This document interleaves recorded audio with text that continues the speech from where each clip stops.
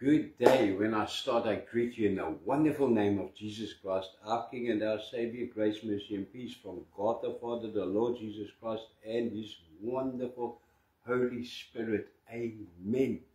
Amen and amen. Praise the Lord. Let's close our eyes. Father, we come to you in the wonderful name of Jesus, and thank you, Lord. We are really honored. We are privileged to enter your courts, to hear from you, to sit by your feet today. Lord, it is my prayer to worship you, to honor you. You are God, you are holy. Lord, you are, there is none like you.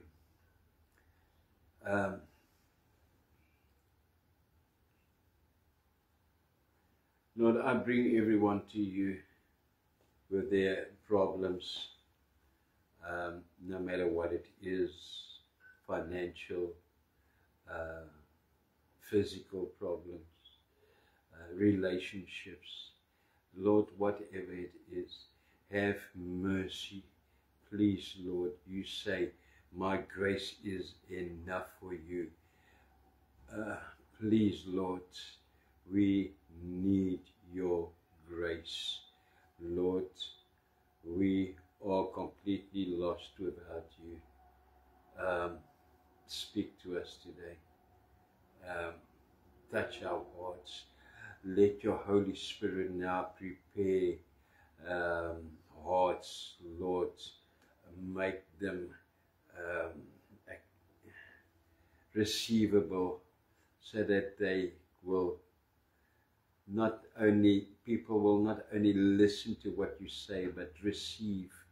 Let it become a revelation in our minds, Lord, in our spirits, in our lives. And bless everyone who's been so faithful to you with their tithes and offerings. Bless them according to your riches in Christ. In Jesus' name. Amen. Amen. And praise the Lord. Hallelujah. It is Sunday. It's really an honor. It's really a privilege to bring you the most amazing word of God from the book of Revelation. Yes, Lord, a lot of study went into it, many years of writing, but it was you who gave this, who revealed this verse by verse, and thank you for the honor to bring it, to share it with your people. Right, we are in the second letter, Smyrna, or as it is in the original, Smyrna, the Smyrna church or life, Revelation chapter 2, verse 7 to 11, some Bibles it's verse 8 to 11, and what does it say? Now, just a little background about Smyrna. I think you like this, a little bit background. It's just that, wow, that extra, that Lord, this was really. Now, Smyrna was a wealthy harbor city that was known for its devotion to Rome and to worship of idols. The word Smyrna comes from the Greek word miro, and miro,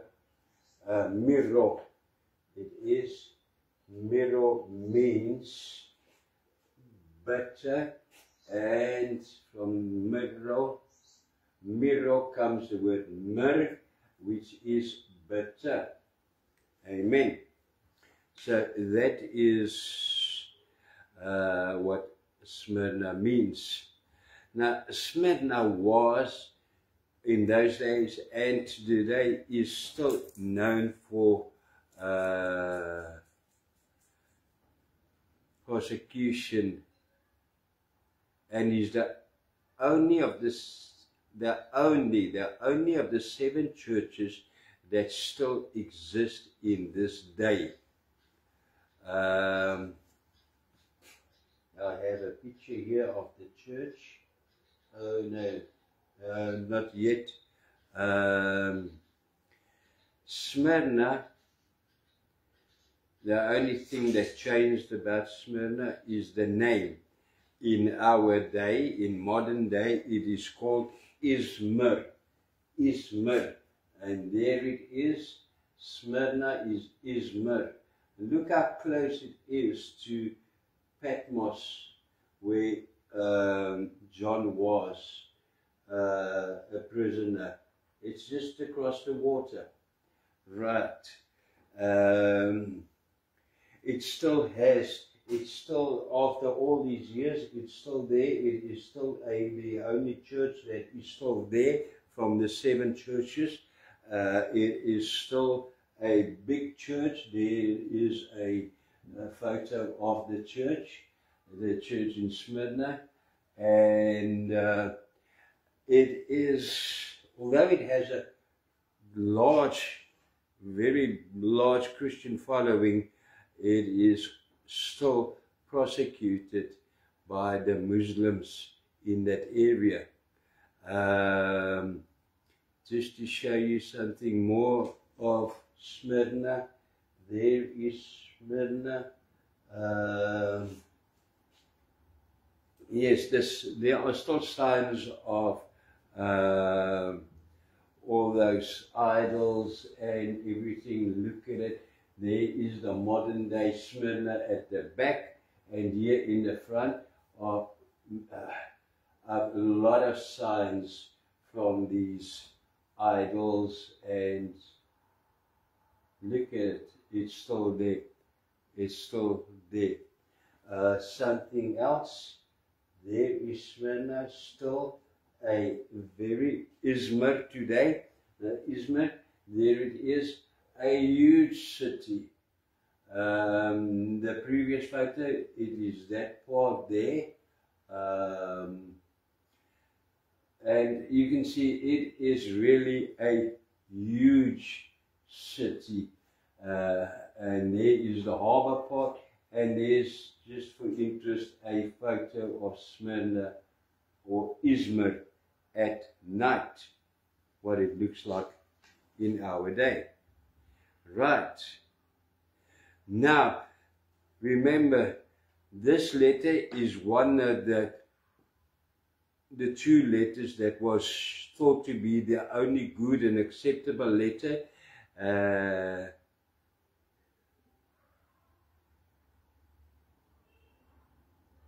In the beginning.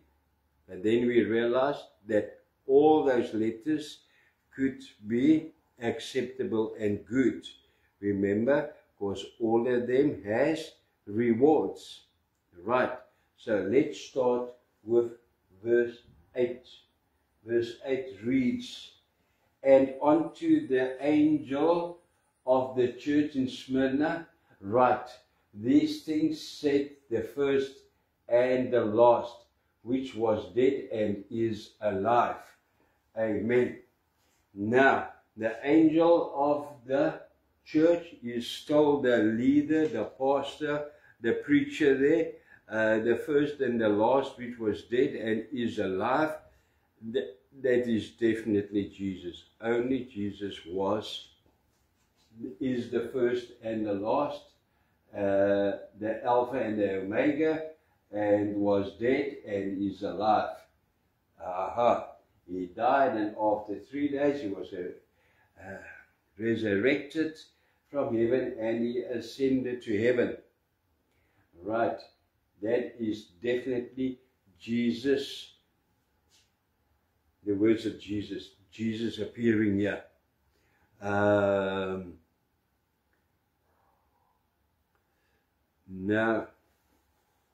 that is all about verse 8, verse 9. I know thy works and tribulation and poverty, but thou art rich, and I know the blasphemy of them which say they are Jews and are not, but are the synagogue of Satan. Amen. And this is a mouthful, and this is quite a few minutes, the explanation here.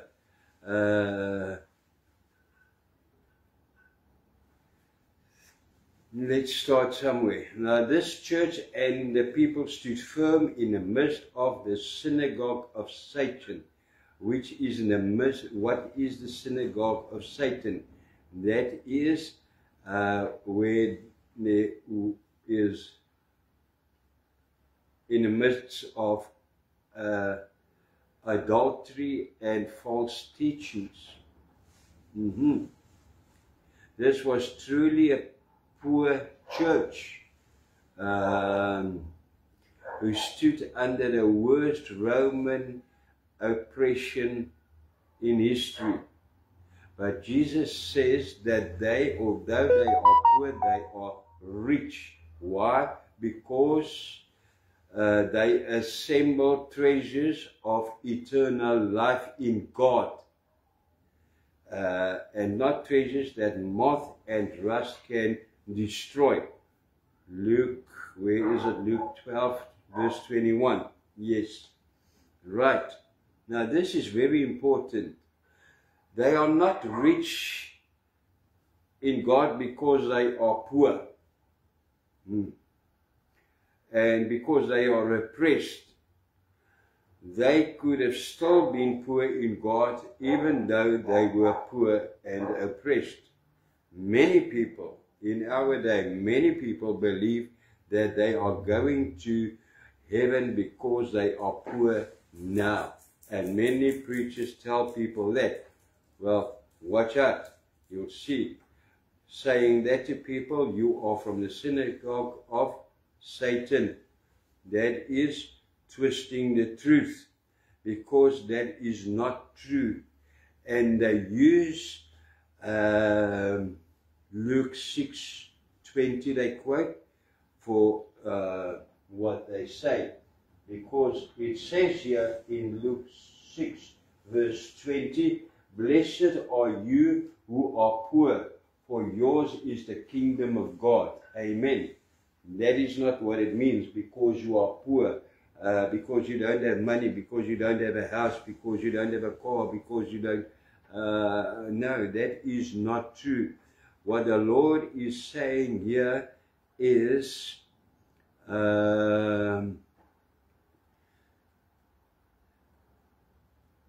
you are poor means that you are poor in your own will.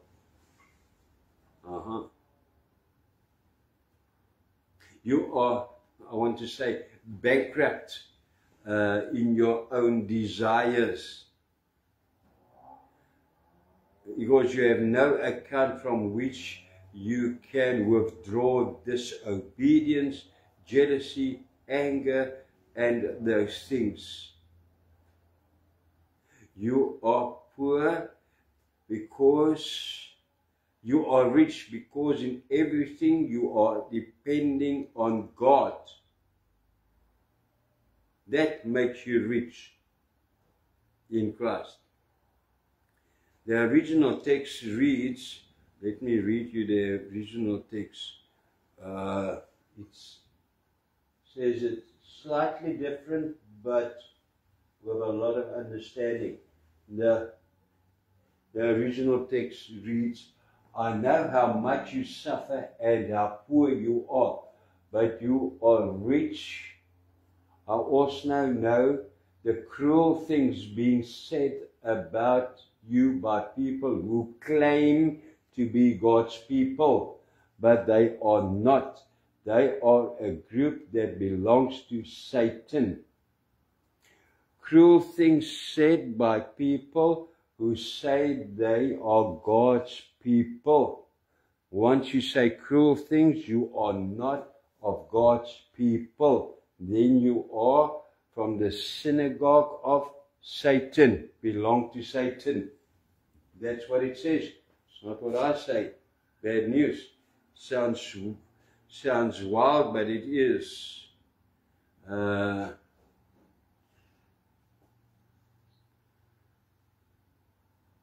want to say, this church as a whole received an acceptable letter, but it is clear that not everyone was reborn and not everyone was filled with the Holy Spirit. As verse read 9, that there were people among them who claimed to be God's people, but they are not. Oh, I thought this was the only letter with only positive.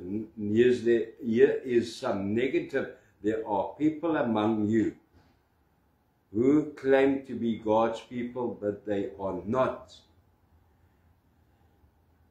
But those people among them were just as happy and just as excited as the rest of the church about this report, this letter, because they were members of the church.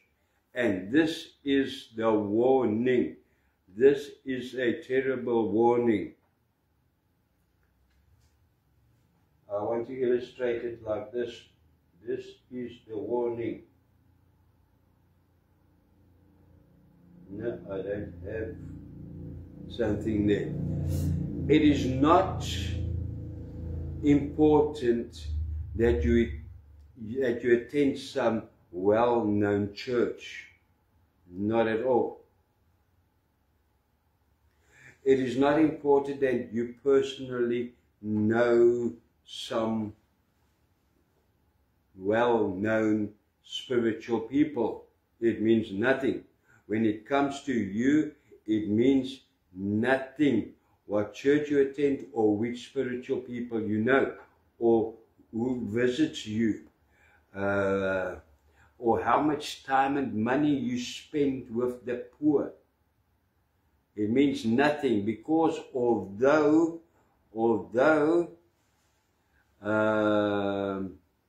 you may be surrounded by many, let's call it good letters, people with good report, you may still be in the synagogue of Satan and not really be part of them, because you pretend to be someone you are not. You are not so filled with the Spirit of God. You pretend to be someone you are not.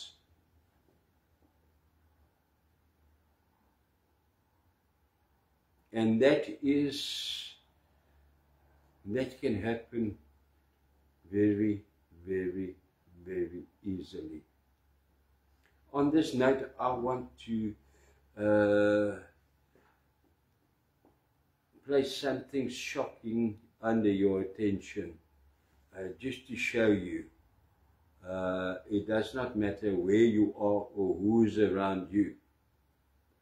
Numerous people who were involved in Satanism and who came to rebirth and were filled with the Holy Spirit, numerous people of them that I've spoken to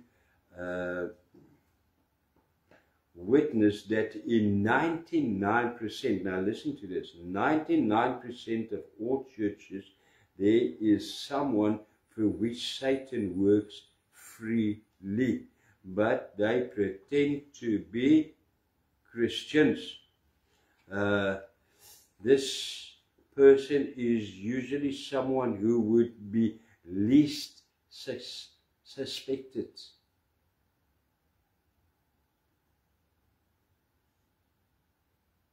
And they will not be suspected because there is a very strong angel of light present in this person. a false presence.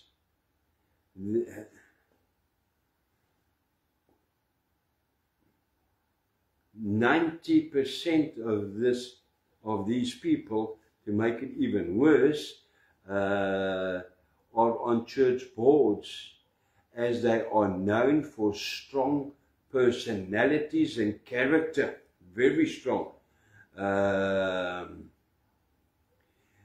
They are known for being very accurate and will not accept anything new, as they are doing everything according to the book, and that's that.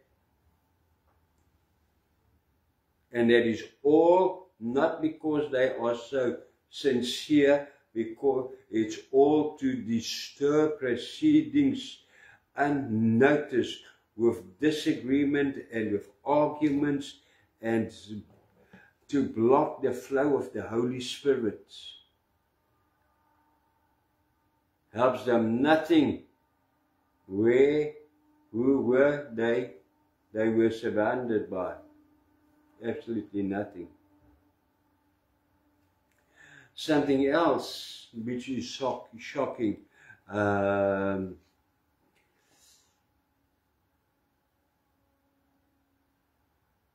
When you move into more the spiritual world and those things, and then it is known that in every year in the month of January, between 500 and 600 preachers, which are pastors, reverends, bishops, prophets, and I don't know what some of them call themselves, from different denominations all over the country, come together and they meet. They meet, and they like to meet in, I don't want to say too much here, because for good reason, but they meet somewhere, and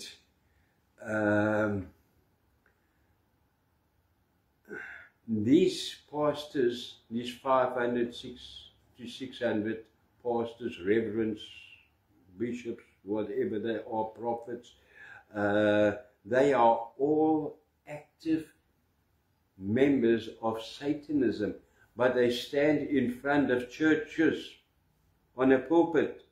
Wow. Now what they do is, their purpose is to plan every year how to keep the members in the church busy for the next year, and to serve them on an emotional level, and stay away as far as possible from anything spiritual level. To keep them busy with functions and stuff. To serve them on emotional level, to perform false miracles, and a way to recognize them, but not not very easy. That is, they are so good in hiding it. But one of the characteristics of their preaching is the absence of the acknowledgement of the deity, the Father, the Son, and the Holy Spirit. Another is they preach only about either the Father or the Son or Jesus, or they more like never mention any of them.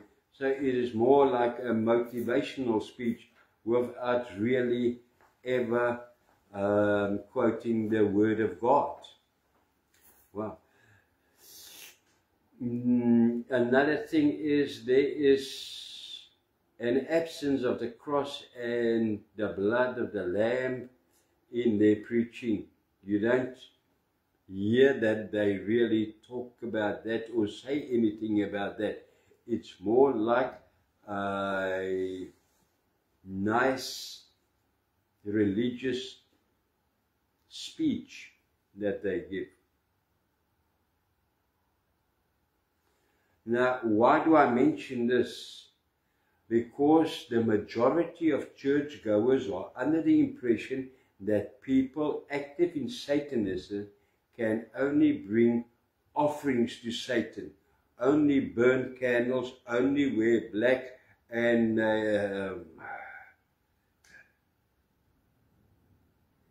only be beheaded by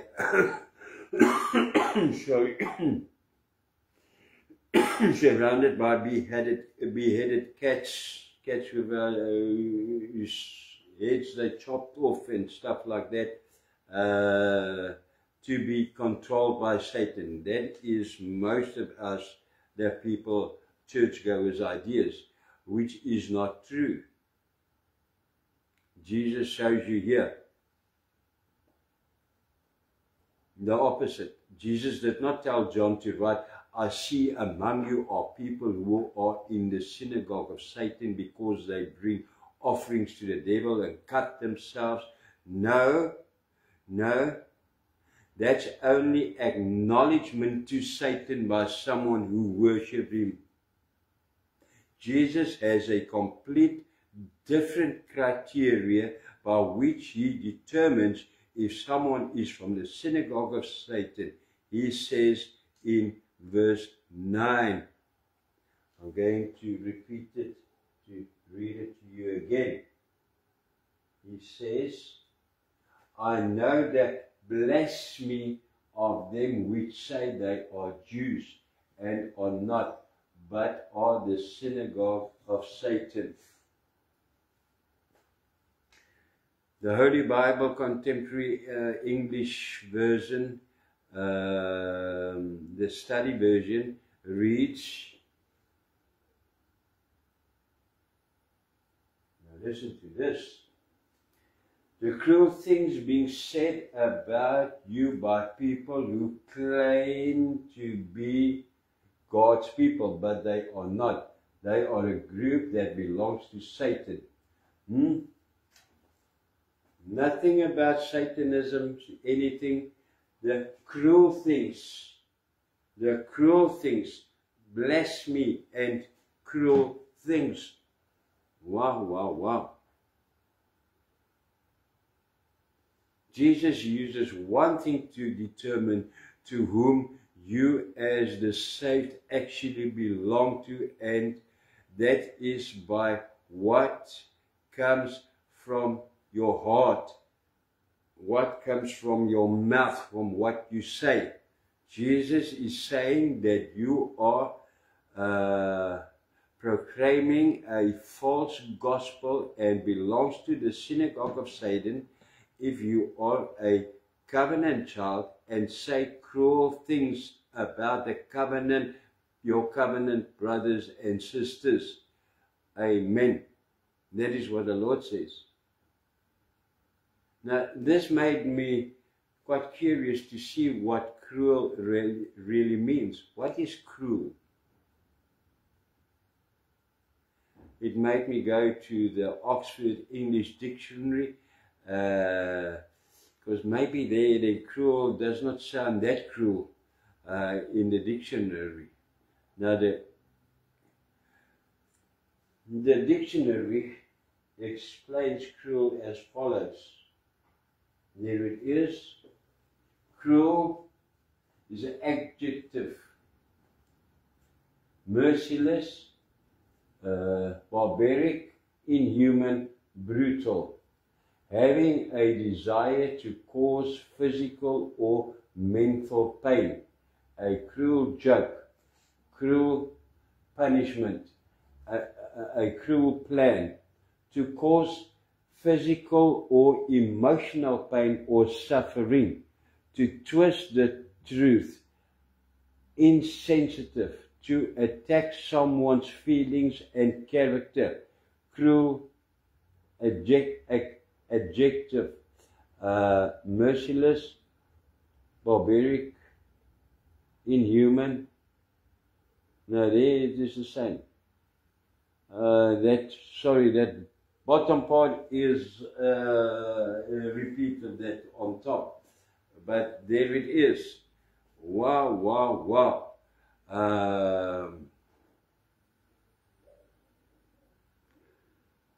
When you read this and you see what the dictionary says, then it is not strange that the things mentioned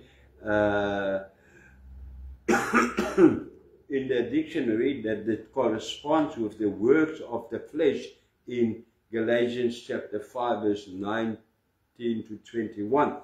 That reads as follows. Sorry about that one. Adultery, fornication, uncleanness,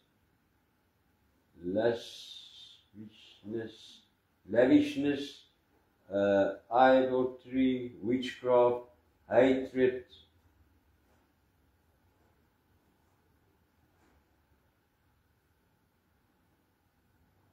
heresies, envy, murder, drunkenness, revelings. The works of the Spirit is cruel. Now let's combine the two, combining the words of the flesh and the dictionary. Cruel can be then described as to say and to do ungodly, unholy, and devilish things. That is unmerciful, inhuman, and brutal, to cause emotional pain and suffering, as well as to distort the truth. Wow, wow, wow. Everything but the signs of Satanism.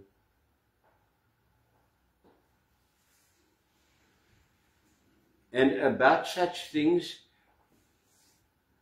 God says in Galatians chapter 5:21, the next verse there in Galatians, he says, therefore, which do such things shall not inherit the kingdom of God. Amen. This is the warning. This is the warning. We can move among saints and worship with them. We can go to the big church, the fancy church, hang around saints and worship with them. We can share in their blessings and experience their anointing because they are full of the Holy Spirit. Because the word says, every knee shall bow before the name of Jesus, while we think that we are true worshippers and disciples and part of the group of Jesus, while we are actually from the group of Satan. That is the warning. Why? Because of the cruel things we are saying about those people on whose anointing we ride along. Wow, wow, wow. So don't be misled by the enemy by riding along with a good report of others. Do the good works of your own. Resist the devil.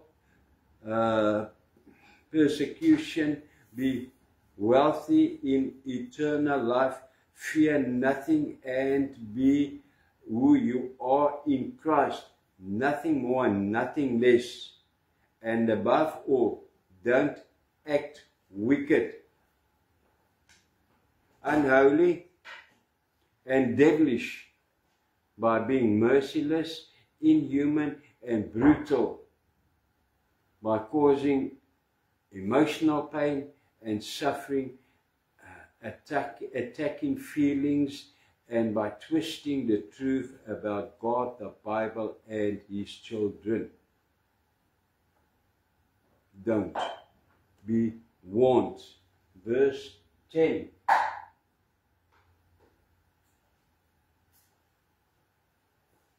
Fear none of those things which thou shalt suffer. Behold, the devil shall cast some of you into prison, that you may be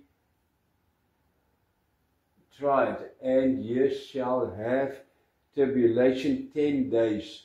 Be thou faithful unto death, and I will give thee a crown of life. Wow, wow, wow. This is the best verse in the whole letter.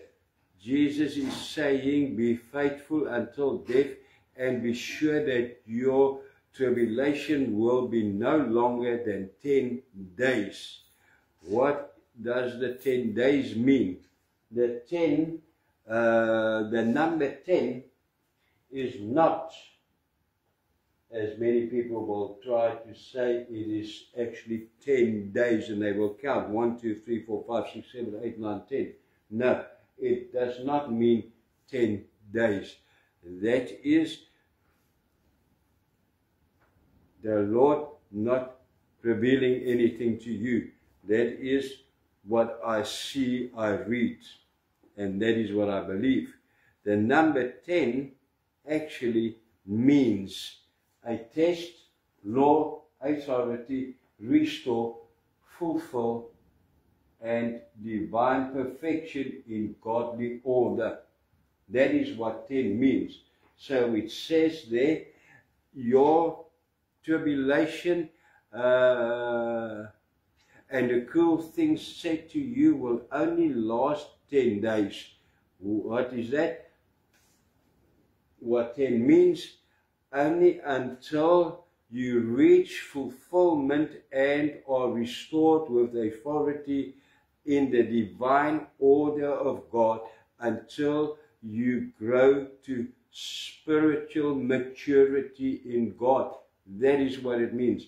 Until you reach spiritual maturity, because then you cannot, you will have the authority, you will have, you will reach a point of spiritual maturity over Satan and his work, and those things, the cruel things, will have no effect on you.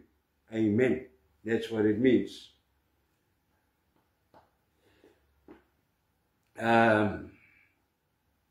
Wonderful, it says, be faithful and grow in spiritual maturity until death, and receive the reward.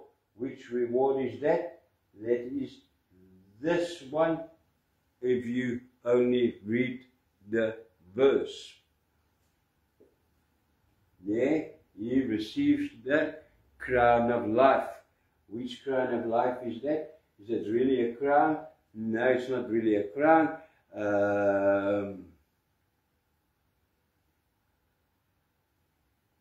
It is eternal life.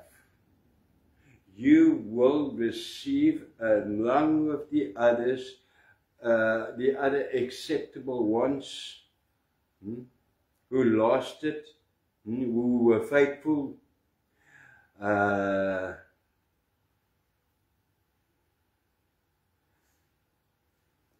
you will receive the crown of life, eternal life, which, or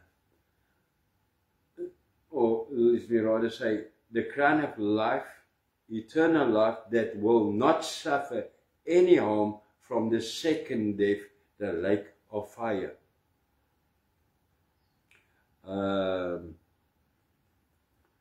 And the Lord, thank you, Lord, for being merciful, good, and wonderful once again. You don't leave us there. You say in verse 11, if you are guilty, if you say cruel things, if you are working for Satan and Satan works freely through you, you don't care what you say about people and you mislead people and all of those things, the Lord says, verse 11, listen to this. Whoever has ears, let them hear what the Spirit says to the churches. The one who is victorious will not be hurt at all by the second death. Amen. He who has ears, listen. Listen to what the Lord says. Listen and repent. Turn your back towards the evil. Persevere, overcome, and receive the reward of eternal life. It is up to you. It is a decision you have to take. The Lord says, repent and receive eternal life. Receive this picture, eternal life. Amen. So, that is the letter. We end here when we say, thank you, Lord. It is wonderful to understand, to know what it actually means, every verse, but there will be something missing. The last part of repent. The Lord's verse 11 will be missing. And then I failed. So, the Lord says, repent. He gives you now the opportunity to repent. So, if you want to repent, then it is your time to do it now. It is your decision. If you want to, if it is your desire, you say, Lord, really, I've been messing up in my life, Lord. Satan's been working through me without me realizing it. Lord, I know it is me. Then the Lord says, yeah, it is your time now to be restored.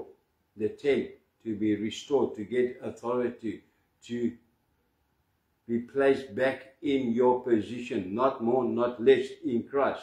It is your time. It's your opportunity. So then let's do it. Follow me in prayer.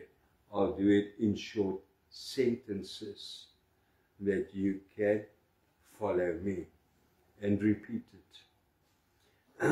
Let's go.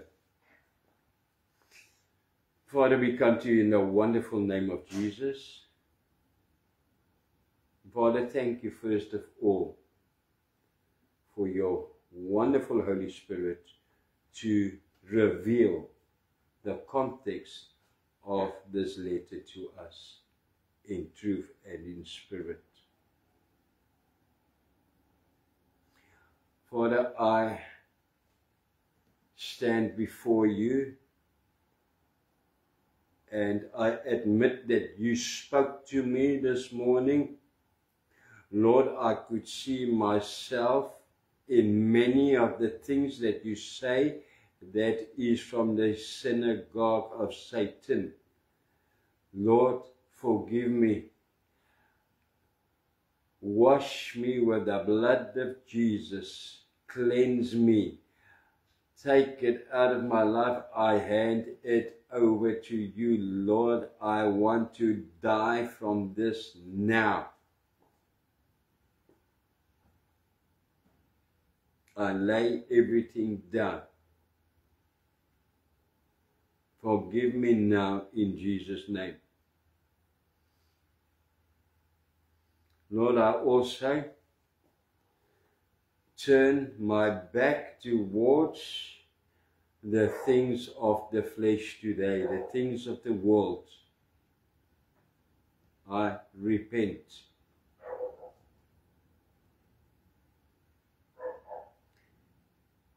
Surround me with your angels.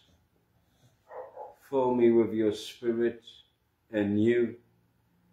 And Lord, lead me and guide me and empower me to stand fast. In Jesus' name, amen.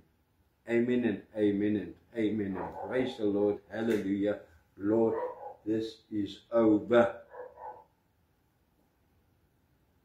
I will be the one who will go through the tribulation. The cruel things will be said to me. I am not the one causing tribulation for someone else. That is over. I am free in Jesus' name. Amen. Thank you, Lord, for your grace, for your mercy. In Jesus' name, thank you. You are, Lord, you are just the best. You are so good to me. Your love has no end. Thank you. Amen. That's what the Lord says in his letter. And thank you, Lord, for these letters. The purpose of these letters to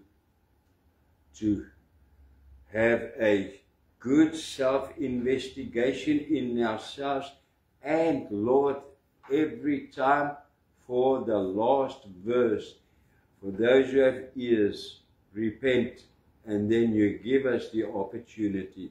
We are truly blessed. Thank you, Lord Jesus. On that note, until next time, receive the blessing of the Lord first in Hebrew and then in English. Yerecho cheta Adonai dishmarecha. Ya'er Adonai pawani lecha vecho chonechta. Yisa Adonai pawani lecha ve'asam lecha. Shalom. The Lord will bless you and keep you. The Lord will turn towards you, be gracious to you, take you, put you up there with him in his presence, and give you peace. Shalom. Amen. Until next time, God bless.